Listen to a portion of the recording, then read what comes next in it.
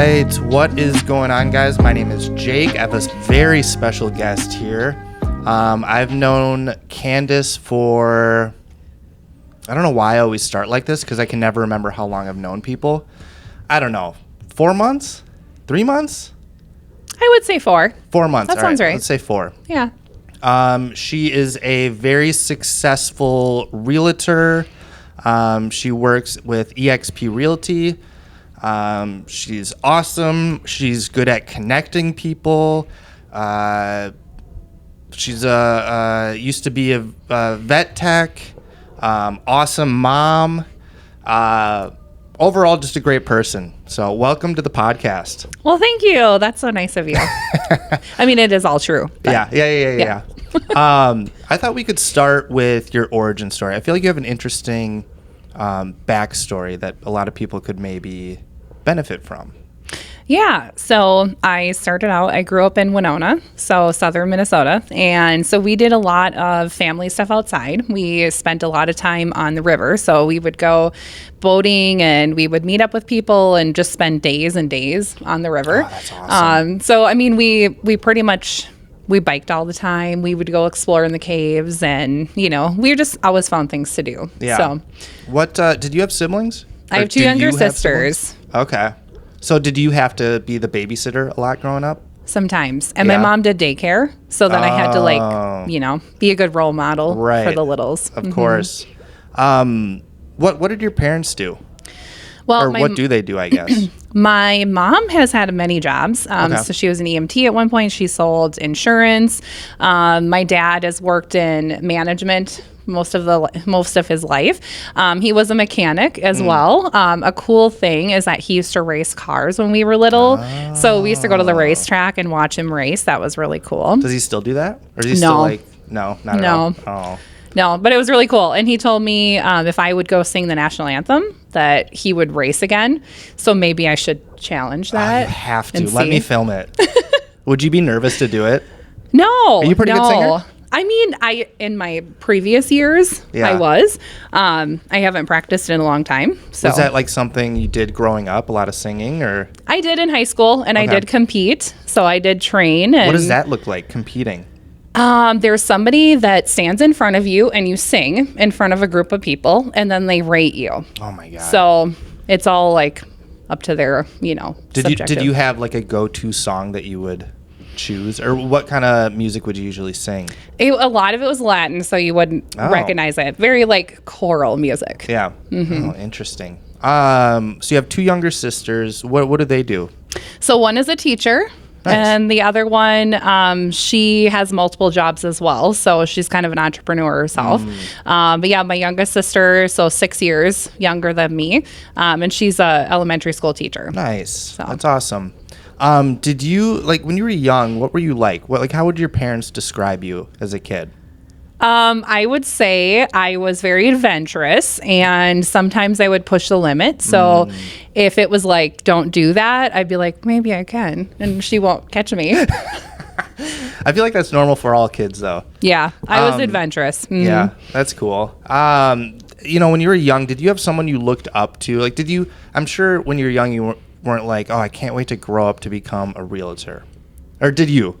Was that always your... I wanted to be a vet. I wanted to work with animals. Yeah. And that I did eventually go into that. But I looked up to my dad, and I still do. He's a wonderful person. He just has a way of communicating with people. And even in really tough circumstances or a tough conversation, he's really good at, being nice and conveying his message. So, so then I went into veterinary medicine. I followed my dream, so I thought. Yeah. And then what happened? I mean... I'm sure you still there's some passion there, but what made you jump from being a vet tech, your quote unquote dream job, to becoming a realtor? Yeah, so I got to a point where I felt like I was kind of reaching a ceiling, and I, explored all areas, I felt like, or many areas in the veterinary world. So I did emergency medicine. I went down and helped Hurricane Katrina relief. So I did that. Then I also worked as a practice manager in 2 different veterinary hospitals in the Twin Cities area. And then I worked for poison control. So I was kind of all over the place, and I just was like, there's more to be done, you know? So then I started looking at, what do I want to do? What do I like? And I'm like, well, I love houses. I love, you know, everything about houses. I've heard you can make some money doing that, you know? And so I heard that it was risky and hard. And I was like, ooh, okay. And so that, you liked that. You liked that aspect. Okay. Mm-hmm. Cool. You know, so how long have you been a realtor then? Since 2019. 2019. Okay, so not that long. I feel like you're so connected with so many different people. Has that always been instilled in you, just that human connection element? You know, it's funny you say that, because in a lot of my previous careers, I was always the person that people like, she always knows that person. Hey, do you know somebody?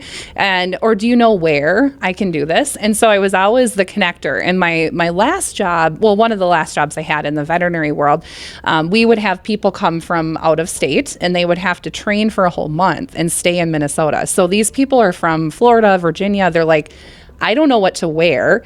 It's cold there, you know. Sucks. What am I going to do? Yeah. So I would take these people like on my weekends and their days off, and we would go do stuff. We would go check out restaurants. We would go see snow sculptures and ice mazes, and, you know, just do things that they like to do and just adventure. You could be a Minnesota tour guide. Yeah. I feel like for me, I mean, this is going to sound bad, but when I get done with work, I can't wait to get home. You know, obviously I want to see my fiance and my son, but I can't wait to get home and just be by myself. Mm-hmm. But I feel like you're the opposite. You fuel up from like that human interaction. Would you say that's true? I do. And then sometimes it's a lot of energy. So if I have a lot of engagements or I'm meeting a lot of people, I do get home and I'm like, oh my gosh, I'm so tired. And sometimes it goes on to the next day because it's so much energy. But I love that. That does fuel me up and it makes me feel happy. And I love to be around people. So yeah. And you have one son, correct? Yes. Yeah, one. Okay. How old is he? He's 11. 11. I always ask my guests this who have kids, what could you see your son do when he's an adult? What do you see him going into as like a job? What do you think he'd be good at? You know, I think he'd be good at a lot of things, but I do think that he seems like an engineer of some sort. Like he's going to put together some crazy roller coaster or something really bizarre that, you know, is going to be so crazy. Or he would be the person to figure out a way to do something. Like if there's a problem, he would find a solution to it. So, and he has ADHD, so he will not stop until he gets his answer or he figures out what he's doing. So it's such a double-edged sword with that. I was diagnosed with ADD when I was young, but I feel like back then they were kind of just, I don't know. I took the test and they said, oh yeah, but I feel like everybody and my friends had it, and it was, I don't know. I don't want to get too into it. But do you think, like, in the future, down the line, do you see yourself staying in Minnesota? Or do you plan on moving away? Because I know for me, you know, every year, you know, I was born here, and every, you know, summer's like, oh, this is amazing. I love Minnesota. And then winter comes around, and I'm like, every year I would say I'm going to move, and I never move. Yeah. I feel like I haven't visited enough places yet to know, but I definitely don't want to be stuck in one place. So I love the idea of the Airbnb, and eventually I will invest myself and have multiple locations. But I feel like I don't want to be stuck in one place, no matter if it's Minnesota, you know, sunny beach in Florida or wherever.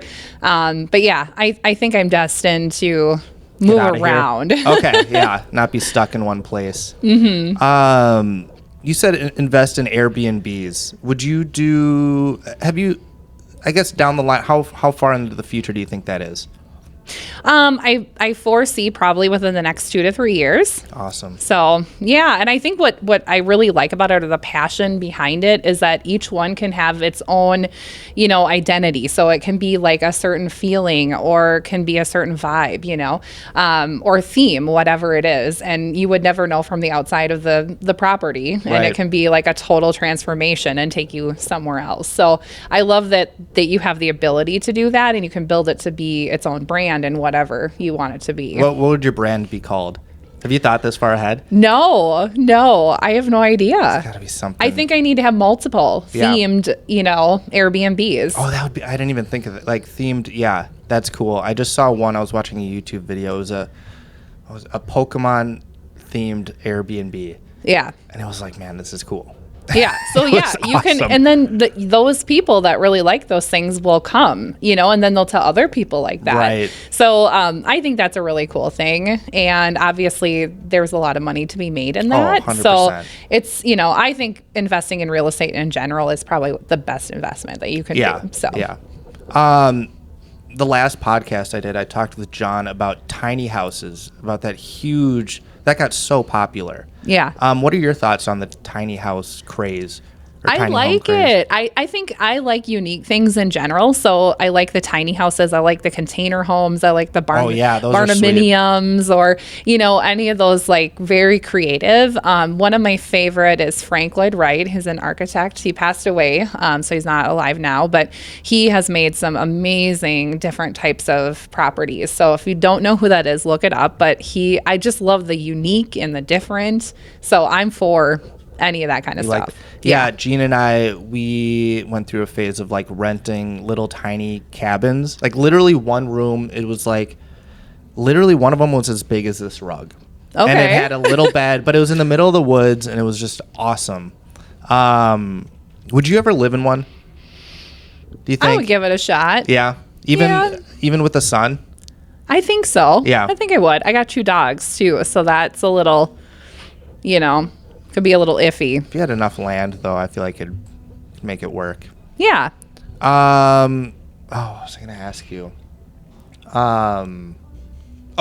Superpowers. It's kind of a generic, redundant question, but if you could have one superpower, what would it be? I would say probably to be able to fly. Yeah. I would want to go places fast. Yeah. Without any interruptions. Yeah.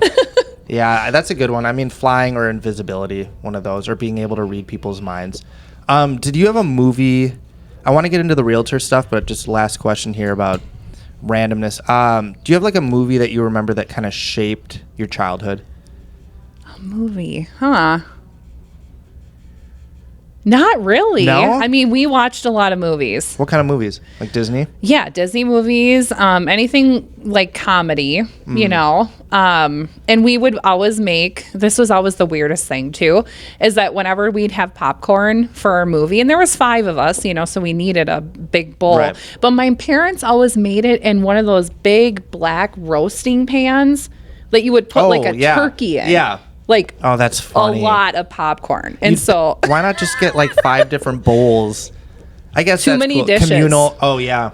True. Too many dishes. Seriously. Gene's all about like minimal. When I make dinner, it looks like a war zone went through our kitchen. I will this fork touched this piece of lettuce that goes in the sink and get a new fork for another. It's like, oh my God. It's so annoying. What's it been like being a realtor as a single mom? It's got to be so busy and that work life, family life balance. I'm finding it with myself has been crazy. It's hard to manage and prioritize all the things going on, especially like right now in my life. Being able to, I get up early because I'm excited to go into work, and then I want to stay late, but I have to pick up Felix, and then I get home, and I still have more things to do. The list never ends. So I'm kind of working on that. But how do you manage your time, especially as a single mom, being a successful realtor? It was a lot of trial and error, a lot of tears. I would try things. I would think I wasn't a great mom. So I really just had to find other people that were doing it and doing it well and ask them how they're doing it, and I think that's true in life. Like if you're looking to be a millionaire, then you need to hang out with millionaires and see what they're doing. And, they leave the breadcrumbs. So it was tough. And I reached out to people and I found a parenting coach and just was What is that? What's for the people out there listening? What's a parenting coach? Literally just someone that... like they are a parent coach. They coach parents, just like a life coach, like if you're going to go work out, right. Like you need a coach to kind of help you. So that was basically, who I found. And I was like, how do you do this? So I had to look at my schedule and I had to prioritize what are my, non-negotiables, first of all. So that was going to be having dinner every night with him. And, I like that. And it meant sometimes we had dinner at 7:30 or sometimes it was like 5:00, you know? But that was my non-negotiable. So the first thing I put on my calendar every day was that. And if it had to get moved, I needed to make sure that it was still done, you know? Yeah. So working with my schedule, and then also finding ways to incorporate him. So like if I was going to go wash my open house signs, there's 20 signs. You know, he likes to spray the hose. Yeah. So just kind of, you know, inviting him to come along with me, or, you know, hey, I've got to go print off some flyers and make little booklets. Do you want to staple them? And, you know, so just kind of making it fun, but like incorporating him into it. And then also making sure that like once a week that we have a night, like we go see a movie, or we go do something just us. We have board games, and sometimes it doesn't happen at night. Sometimes it's like middle of the day matinee movie because I have open houses.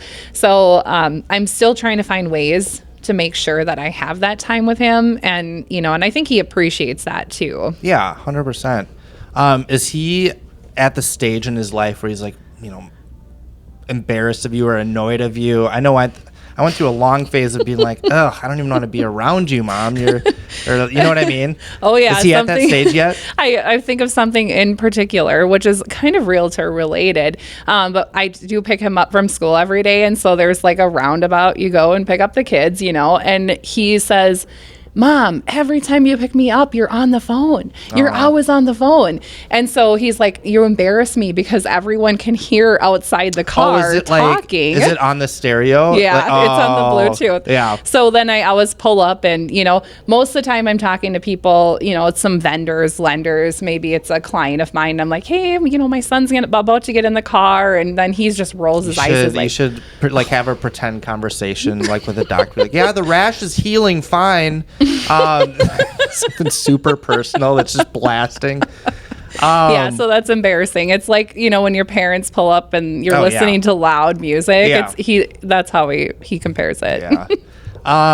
What to you is like, what's your definition of success? I think success is like when I feel like I'm successful, I feel like when I reach my goals, and it can be like daily goals most of the time where I'm, you know, like, okay, I'm going to make sure I get this done, or, you know, this is on my schedule, but something came up, and making sure that when I move it, that I'm actually doing it. So I feel like for me, I have to break it down and like win the day. Yeah. Because if I look at it on a big scale, I don't feel like I've done enough.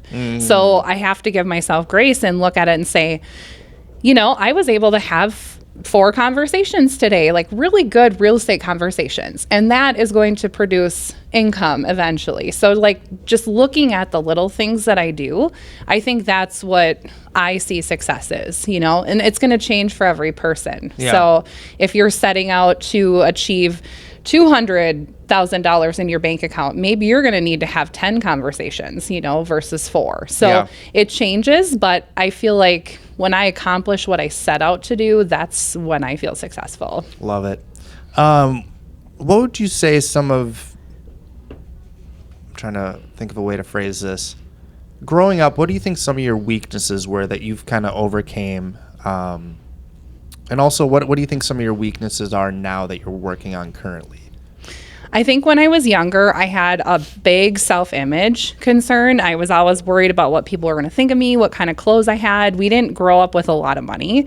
So sometimes I would have hand-me-downs or wherever they came from. I don't know where they come from. And I specifically remember situations where I had cut off short, like jean shorts, and people making fun of me Those in school. In now. Now they are. Well, yeah. So I mean, back in 1991, it was very cool. So you're a trailblazer, right? So I mean, I think that looking back on it, I feel like self-esteem was one of my weaknesses, and now I would say some of my weaknesses are. Well, hold on. How did you overcome that? Just time, just age, and you just kind of grew out of it almost. Yeah, and I met somebody along the way that was really big into like affirmations and self, you know, growth and things. And so then I kind of mirrored, she was a friend of mine, and I mirrored a little bit what she was doing. So she would talk nice to herself, or she would say affirmations, and, you know, and it seemed kind of funny at the time. But, you know, after I got older, I realized like, oh, I am awesome. You know? I tend to, I was telling Tom about this, I'll kind of use it as a defense mechanism to be like, oh, God, I'm so dumb. Why did I, do this? And he's like, stop saying that. Like, you don't talk, I don't know how to phrase it, but like, the more you talk negative, the more you're going to subconsciously start believing it. Yeah. So. And I try to teach that to my son, and he tries to, be funny and say, oh, so if I say it enough times, so if I say I'm going to be a Superman enough times, then I'll be a Superman. I'm like, yeah, what you say and Superman what you believe. Superman. Yeah. So it is really, yeah. It is huge. Then what are some of your weaknesses now that you're currently working on? I would say a big one is spending. Oh, totally. And now more than ever, I feel like we've been talking about ways to save money. And I think just after so long of... Keep going. So I think after so long of just inflation and things costing more, and over time, we're just spending more, and it's all kind of weighing down on us. So I feel like now more than ever, we're starting to see that, where it's like, okay, what do I do now? Well, what I did 6 months ago and spent all that money, is it really, getting me anywhere now? So right. That's a big challenge. So then again, watching the pattern of what happens when I go through that, I'm like, this is a time that I need to grow. I'm facing a challenge. So I reached out to a financial planner, and the reason I didn't reach out to them was because I thought you had to pay them. And so I was like, hold on. Hold the phone. You don't have to pay a financial planner? Not all of them. No. Okay. All right. So what did they do for you? So they're fiduciary. And so of course, if they sell certain products like, whole life insurance policies or certain investment products, then they get money or commission from that. So when I met him, I said, I didn't have any money. I have a spending problem, and I was afraid to come talk to you because I thought I was going to have to pay you, and I didn't have any money. What were you spending your money on, just out of curiosity? Just normal, everyday groceries, or like and upgrading. So like, I think I'm going to make this food, but I'm going to buy all the like gourmet cheese to put in here. Yeah, and organic. Or maybe I'm shopping at Target when I, could be shopping somewhere that's a little bit more cost effective. Right. So it was just stuff like that, or like going out to eat or getting the coffee. People, they're rushing and they don't have time, and then they stop and grab a coffee on the way. But over time, that it adds up. Yeah, planning ahead of time is a big thing. Yeah. So I think it was just poor planning. Do you think I'm totally guilty of doing the exact same thing of buying, like upgrading more than what I can typically afford, like the organic everything, So do you think that has to do with like ego, or just what do you think that is, I guess? Because I deal with it too. I think it has a lot to do with the way you're raised. Okay. Because a lot of the things that you do now today, like your habitual habits, were put and instilled into you by the time you were 8. Right. By the environment and the people around you. And they were doing what they knew what to do with what they were taught and in the environment they were in. So I think it's just about, like, we learned that. We learned those things around money and the way we live, basically. So I think I've had to turn it around and look at a different way, and not say, having things are going to make me happy, but more having experiences. That's such a reoccurring thing that comes up. I just talked to my coworker Jose about that. Spending money and having material things doesn't equal happiness. And he came from Nicaragua, where they're relatively poor, and now he's a successful loan officer, and he thought, he has all these nice suits, and he came to find out that like that doesn't equal happiness. Yeah. So I have the same problem though. So going back to the financial planner, how did that go? Sorry if I so it went really well. I basically walked in and I said, so I've been in the trenches. Do you want to know how far? We're talking like 480 credit score. Yep. Can't buy a house, and you're a realtor and you can't buy a house. Right. So, there's a lot of humble beginnings beyond that, and a lot of things I learned. So I basically told them my whole story, like, this is why I suck at saving money. I like to spend things. I like to buy things because I think it's going to make me feel better. Or, oh, I had a really, really great month. I just made $25,000 in commission. That resonates with I me. really deserve that dinner, that, purse, whatever it is. So I kind of told him, like, this is my habit or my habits, and this is what I need to, break. So he really helped me. He sat down and he said, no problem, let's figure it out. So we talked about some strategies. We talked about how, I'm really not ready to be investing at this point. And when you're 100% commission and you're the sole caretaker of your child with, really no help, you need to really have a lot more reserve. You need to have 6 months reserve. Yeah. And he kind of put it into perspective, like you need to have this much money basically in your account before you can start moving on to these other things, and help me with, what I should pay down first or what I should put money into.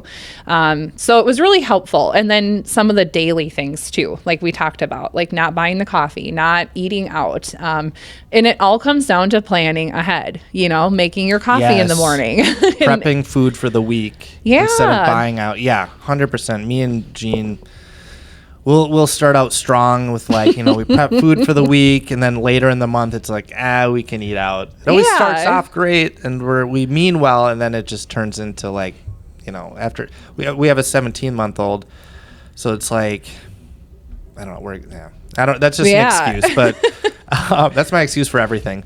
What was I gonna ask? Okay, so right now, would you say do you still use the financial planner? Mm-hmm. You do? Yeah. So are you budgeting still? And end of the week, you look at your spending and you go over stuff? I'm not really detailed like that. So it's more, but I do look at that, but it's more like daily, that I'm trying to focus on and making sure I'm not making those purchases. Cause to me, it was happening more often. Yeah. So doing that, yes. And then we talk about tax strategies, which is another reason if you're owning your own business that you want to work with them, because they'll help you with the purchases you make, or how to help you push money in certain areas to really avoid having to pay high tax. And so he's really been a partner of mine. And, once he realized that I was like, here is me. I'm going to lay it all out and just hope you can help me, Well, I think it's so easy to probably work with you and get along with you too, because you genuinely try.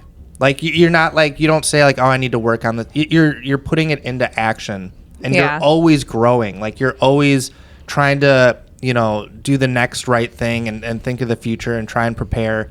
You're always you're always on the gas, trying to grow mentally and your business and stuff. So it's something that really inspires me.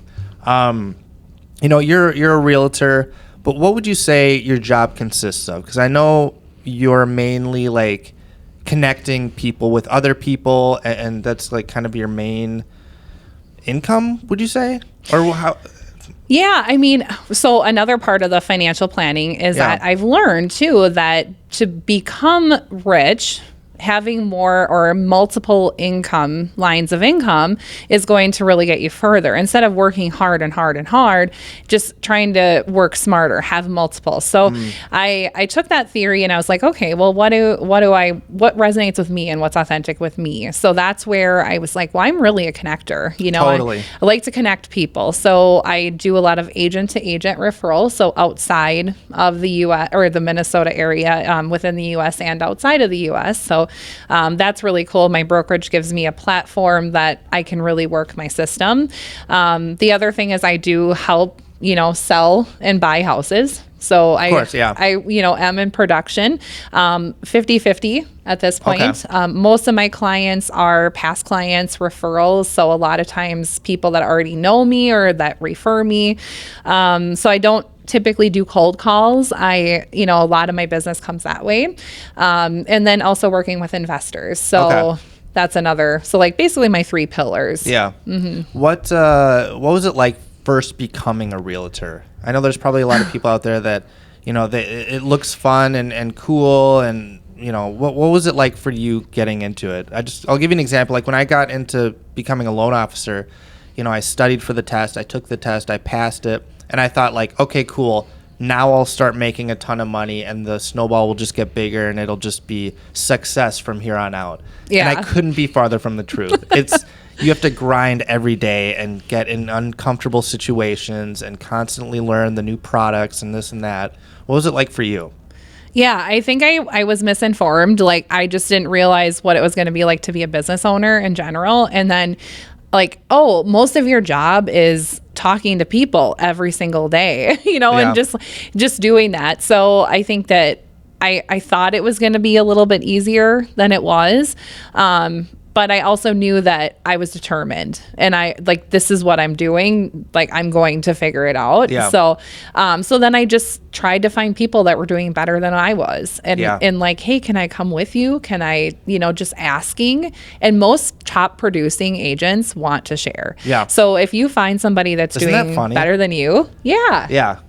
So that's what it was. Tom, the co-founder of Edge, he's always picking up the phone and helping everybody.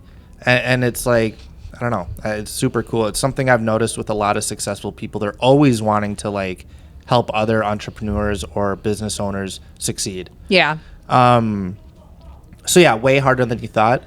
Yeah, it was. And it's just because, obviously you know going into it, you're owning your own business. It's 100% commission. So you will need to save for taxes. You'll need to do certain things, but then it was like, well, how do I stop this roller coaster of like, I make 20,000, then I make nothing for a few months and then I make 40,000. And it's just, how do you plan for that? So thank God for your financial planner.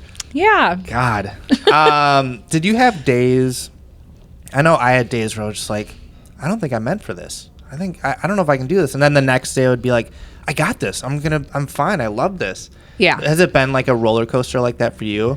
I'm sure it's smoothed out now, but like in the beginning maybe. Yeah, it definitely was in the beginning. And I think learning how to control your emotions as well and not being so like reactive with things, but taking some time to just think and respond. So I had to really change my mindset because I wasn't getting the result I wanted. It wasn't consistent. So I was like, okay, I need to back it up, think about how I'm looking at this perspective of what's happening and really just kind of change my mind around it. And there were times, where I was like, oh, man, I don't know. I was in vet med for 20 years and I was so good at it. And, and now I'm fumbling, people are saying no to me. I just don't know if I'm cut out for this. Yeah, that was the hard part is the no. It's like, oh, okay. And then the self-doubt comes in and then am I meant for this? But I feel like you've grown into this, like, I don't know, awesome businesswoman. Yeah, I got a coach, and I feel like a lot of successful people will say that, once I got a coach, everything changed, but it really did. Really? It was accountability. I don't know if you don't have to say their name, but like, when did you get the coach? Was it after you became a realtor? Yes. Oh, so okay. I just got probably right around the time I met you. So in like September, October. So just 4 months ago, Angie Gerber. So she's an amazing coach. Yeah. And you can find her on AG Coaching. She does a podcast too, right? She has a podcast. Yep. And it's, I think it's the Women's Business Collective or we're going to bleep like that out. She's a competitor. So I'm just kidding.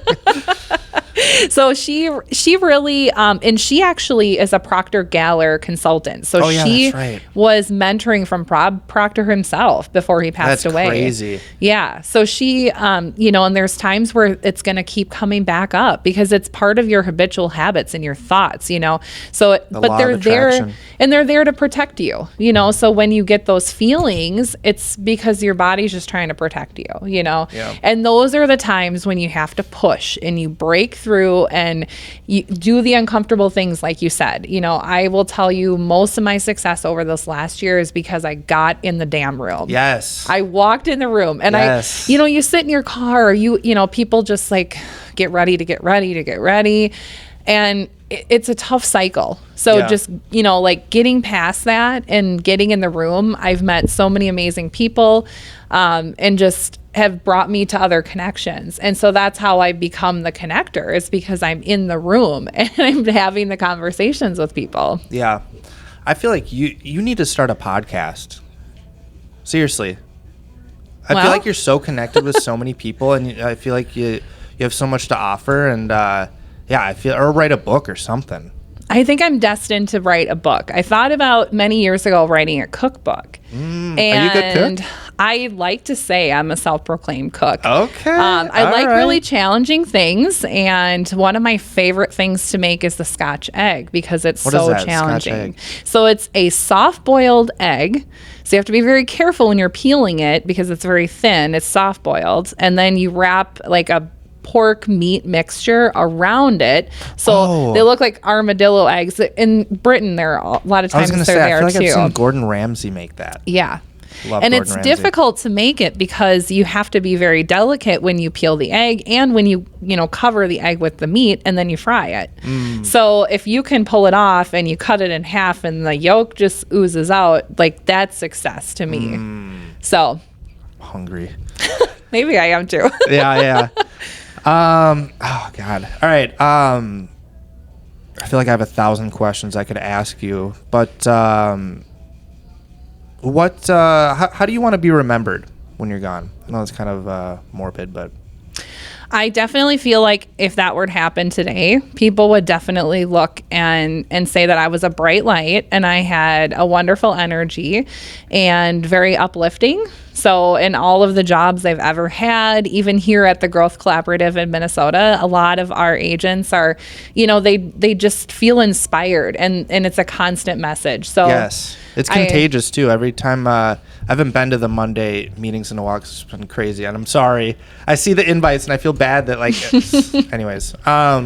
Every time I leave there though, the Zoom meeting, I'm like, man, they're like doing something over there that like it's always positive and a lot of positive affirmations, and they're making their solutions bigger than their problems, and yeah, I love it. Seriously. Yeah. Okay. I guess is there anything else you want to touch on? I'm trying to think of. I don't know. Probably ask 1,000 questions, but oh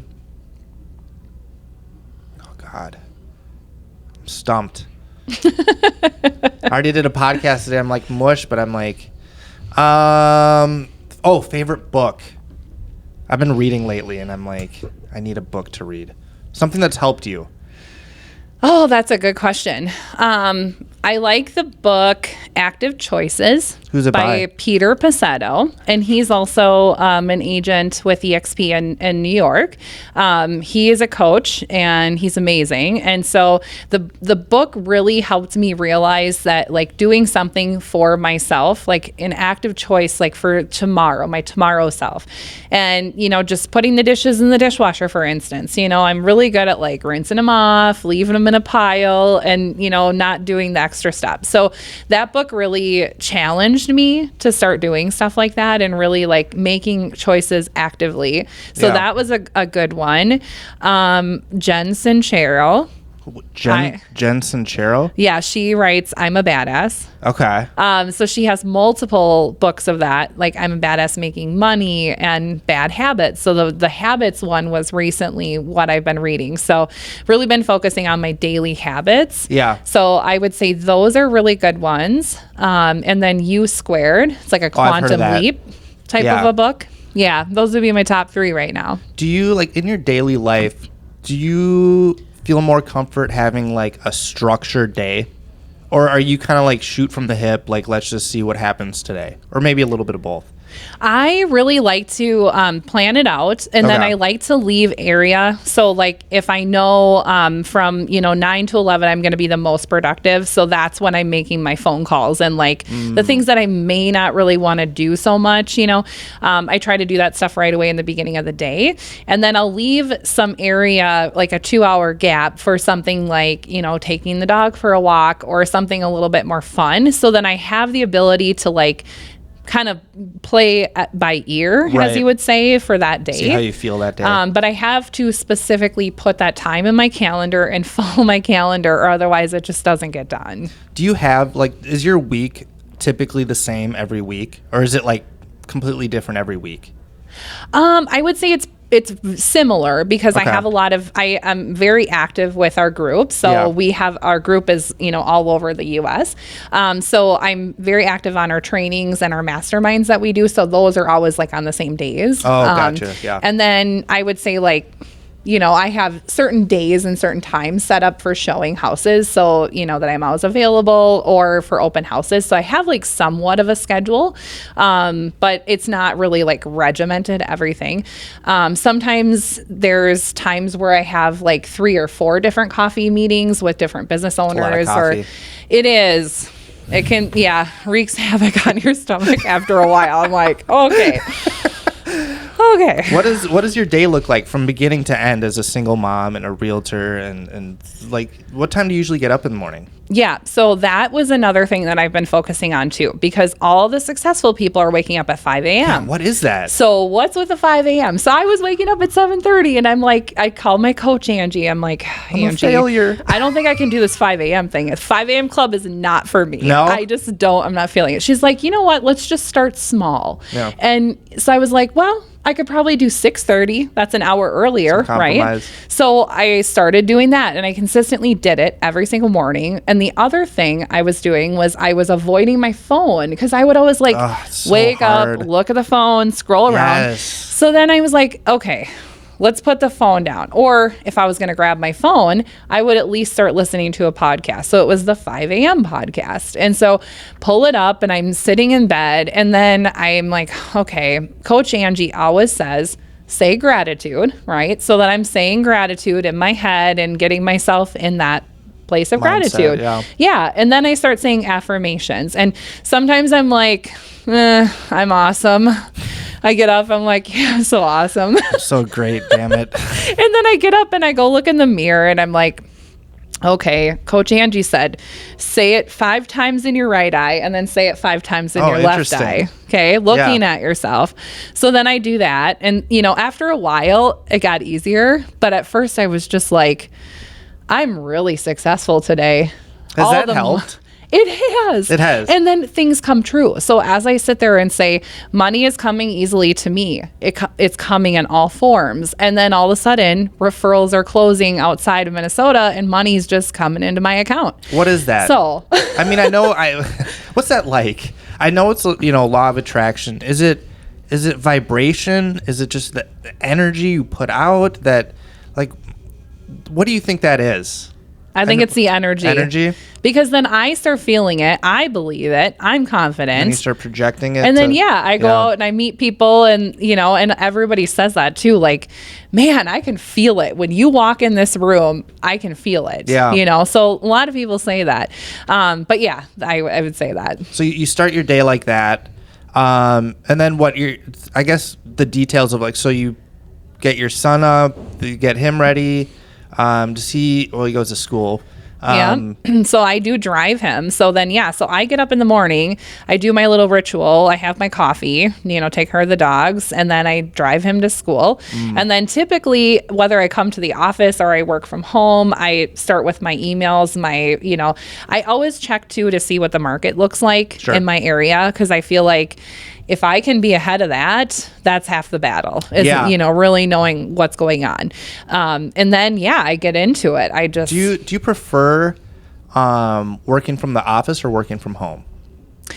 That's a really good question, because my dog is so distracting. They're both distracting. So I feel like half the time I'm like, oh, I should go pet her, and then I'm just like, no, get back to work, So I feel like if I'm in the office, or if I'm in even just a different location, like a coffee shop, or like I'm having lunch or something, and just really focusing. So I think I have to sometimes pump myself up too. And so sometimes I'll play anthem music and get myself pumped up. Let's go. Or before I go to listing appointments and stuff, just the craziest music nobody would ever know. And just so I am in that energy and ready to really do what, I'm meant to do. How do you turn that energy around? For me, sometimes it's just so hard. I'm going on a path of just negativity, and it's so hard it's like a comfort thing. I don't even want to get out of this mental state. It's just this is how I am today, and it's just I'm gonna have to wait till tomorrow to get out of it. You know what I mean? It's it's almost like it takes more energy to try and turn that around. How do you do it? Yeah. So I had one of those days recently, and I was kind of chalking it up to in Minnesota, we're having lack of sun, and it was just one of those things. So I was like, you know what? I'm in a funk. I'm feeling weird. I'm just going to go ahead and get into action. So I decided, I'm like, well, what can I do? I'm just going to go to the gym, Yeah. So I think just getting up and doing something is half the battle. Just getting, because I feel like half the time, once your body starts getting into action, your brain will catch up with it, but you just have to take the step. Yeah. And then the other thing I do too is if I'm just like in a bad mood or like people are making me angry or whatever it is, I just go to gratitude and I start, saying what I'm grateful for. And after sitting there for 5 minutes and just saying like, I'm really grateful for the car I have because it blah, blah, blah, or I'm really grateful for the fact that I did something yesterday for myself today, You say it out loud? Sometimes I do. Or just kind of in your head? Most of the time it's in my head. So a lot of times if I recognize that I'm really like in a funk or I'm not feeling it, I will just kind of go to gratitude and go, and it's usually about that thing. So like if I'm feeling like I don't have enough money or something like that, I just go back to going, I'm so grateful that I have, money in my account. I had groceries. I have, this, that, and the other thing. One thing about the gym that was like holding me, I don't know, it was holding me back. And I heard something on Tony Robbins where he's saying so good.